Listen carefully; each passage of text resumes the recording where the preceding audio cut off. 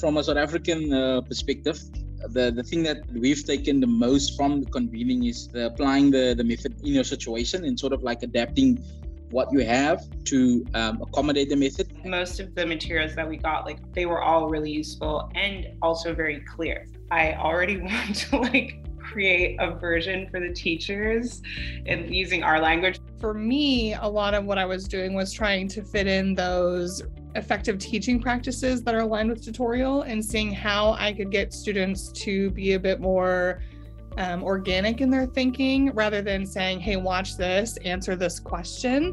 One of the best things that's come out of it is the willingness of the students to collaborate more and to be open with me and to reach out to me more often, having them be more open to dialogue, just wanting to talk to you some more, and they have so much more to say. As teachers, we have to reflect on our practice, and the tutorial method can help our students be the reflective practitioner that they need to be.